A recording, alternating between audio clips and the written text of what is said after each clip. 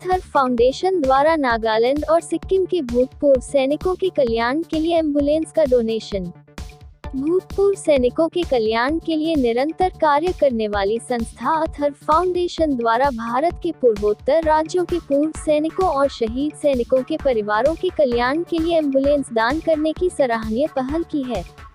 मुंबई के विट्टी international school, Borivali में आयोजित कार्यक्रम में सुनील राणे, अथर्व फाउंडेशन के अध्यक्ष और बोरीवली के विधायक ने एम्बुलेंस की चाबियां संबंधित राज्यों सिक्किम और नागालैंड के प्रतिनिधियों को सौंपी। सुनील राणे के नेतृत्व में आयोजित इस कार्यक्रम में विभिन्न सशस्त्र बलों के वरिष्ठ अधिकारी, पूर्व सैनिक उपस्थिति थे।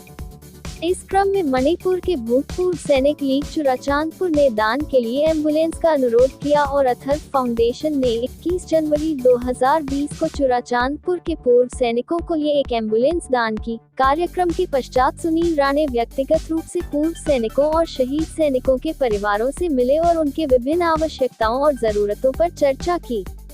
अथर्व फाउंडेशन द्वारा समय समय पर देश भर के शहीद सैनिकों की बेटियों को लैपटॉप का वितरण देश भर में किया जा रहा है। विधायक सुनील राणे द्वारा राज्य सैनिक बोर्ड को अथर्व फाउंडेशन ने एक एम्बुलेंस नागालैंड और दूसरी सिक्किम के लिए दान की। इसके अलावा अथर्व फाउंडेशन ने आने वाले समय में असम, मेघालय, त्रिपुरा और मिजोरम जैसे राज्यों में 4 और एम्बुलेंस दान करने की योजना बनाई है। अथर्व फाउंडेशन द्वारा भारत के ग्रामीण क्षेत्रों में बालिका शिक्षा, शहीदों के परिवारों की मदद, महिला सशक्तिकरण और खिलाड़ियों को उनके लक्ष्य के साथ आगे बढ़ने में मदद करने जैसी पहलों के लिए काम करने के लिए प्रतिबद्ध है। इस कार्यक्रम में सुनील राणे, अथर्व फाउंडेशन अध्यक्ष और MLA Borivali colonel veterans Ram Mohan, captain Raghavendra SS 15वीं बटालियन, आसाम रेजिमेंट, विनय जैन, संस्थापक और अध्यक्ष VT group institutions colonel Manoj Kumar Sinha, colonel Prabhat Kumar Kapoor, colonel Chandrashekhar Rande और कर्नल NV शौचे उपस्थित थे। अथर्व फाउंडेशन ये हमारी जो संस्था है, ये लगातार पिछले 12 वर्षों से भारतीय सेना के जवानों के लिए लगातार बहुत सारे उपक्रम करती है।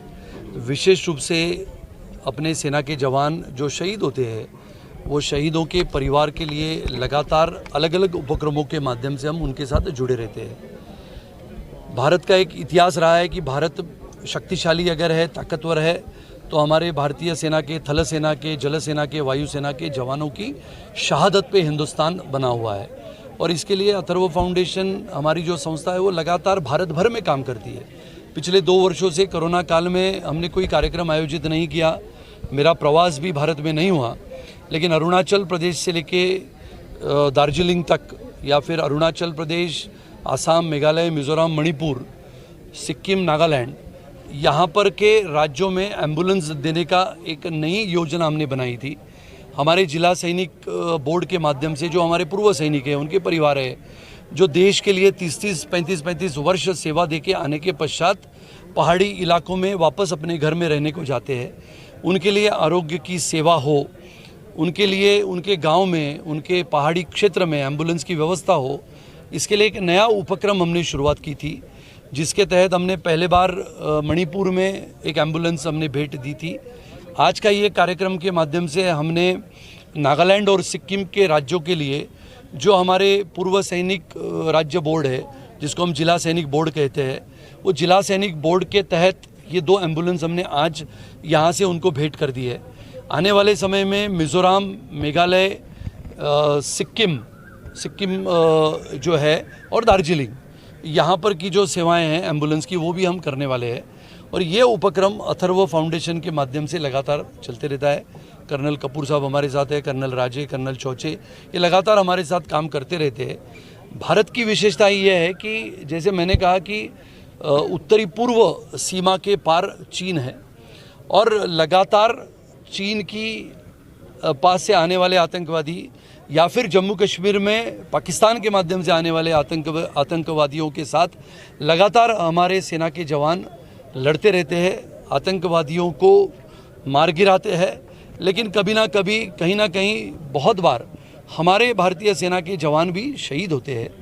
उनके शहीद होने के पश्चात उनके परिवार को ये लगे कि पूरे देश पूरा देश हमारे परिवार के साथ खड़ा है।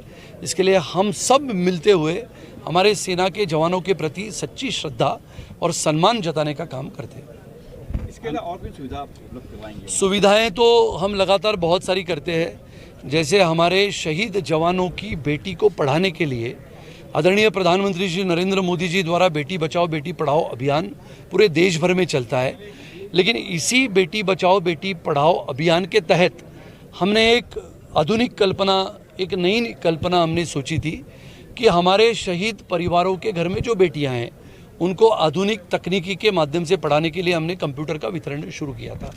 मुंबई पोर्ट ट्रस्ट के माध्यम से जब हम वहाँ पर पोर्ट ट्रस्ट में डायरेक्टर इस नाते आदरणीय हमारे केंद्रीय मंत्री गडकरी जी के नेतृत्व में काम करते थे, तो Mumbai port trust, Kandla port trust, Atharva foundation और हमारे मित्र परिवार, इनके माध्यम से करीबन 350 से 400 कंप्यूटर का वितरण का काम पूरे देश भर में शहीदों की बेटियों के लिए हम लगातार कर रहे हैं। उसका काम शुरू है। यानी जम्मू कश्मीर से लेके विशाखापट्टनम तक, विशाखापट्टनम से लेके दूर दराज इलाके में यानी बॉर्डर तक, होशियारपुर तक, गुरदासपुर तक हमारे अथर्व फाउंडेशन के कार्यकर्ता इन बेटियों के पास पहुंचते हैं। उनको पढ़ाने के लिए आधुनिक तकनीकी के माध्यम से कंप्यूटर का वितरण करते हैं। आपकी तरफ से जो अच्छे कार्य किए जाते हैं, एम्बुलेंस भी दिए जाते हैं, लेकिन जब इन एम्बुलेंस को देने के बाद आपकी कितनी नज़र आगे भी बनी होती है कि जो सेवा है लोगों तक पहुंच रही है, उसकी कंडीशन क्या है, आगे भी आप इसका ध्यान होता है आपको? पहला तो ये ऐसा है कि ये कोई साधारण नागरिकों को हम नहीं देते हैं, ये हम देते हैं जो पूर्व सैनिक है, जिन्होंने इस देश के लिए पिछले 1-2 नहीं तो 30-30 साल सेवाएं दी है। यानी आप विचार करो, मणिपुर में जो हमारे कर्नल सिलथो है, जिन्होंने उम्र के 20 साल में वो सेना में भर्ती हुए थे, जब रिटायर हुए कर्नल इस नाते, तब उनकी उम्र 58-59 साल थी। 2 साल उन्होंने और काम किया, यानी 61 की उम्र में वो वापस आए अपने गांव में मणिपुर में। और अब एम्बुलेंस जो पूर्व सैनिक बोर्ड होता है, जिला सैनिक बोर्ड होता है, उसके माध्यम से वो अभी एम्बुलेंस उनके कार्यालय में लगी हुई है।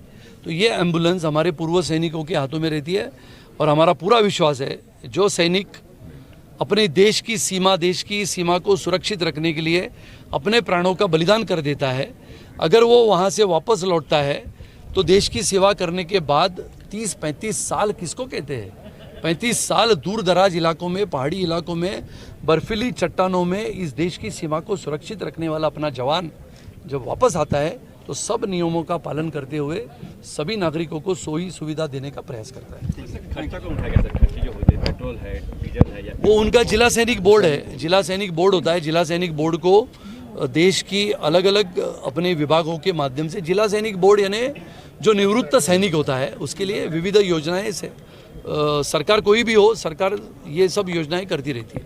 मैं Atharva foundation group of institutions के साथ हूँ तकरीबन 8 साल से, और जो हमारे सुनील राणे जी एक कर्म योगी हैं, ये इतना कर्म करते हैं फौजियों के लिए, और ये तो दूर दराज क्षेत्रों में जाकर जो मार्टियर्स हैं, जो शहीद हैं, उनके परिवारों से मिलते हैं और उनके जो शहीद हो चुके जवानों के बारे में पूरी जानकारी लेके, उनका वीडियो लेके फिर कार्यक्रम करते हैं हम NSCI में, वर्ली में, जो 3-4 साल से कर रहे थे, पर अभी कोरोना की वजह से उसमें थोड़ा रुकावट आ गई। नहीं तो हर साल तकरीबन 20-25 हज़ार लोग आते हैं वर्ली में और ये विटनेस करते हैं कि हमारे जवानों ने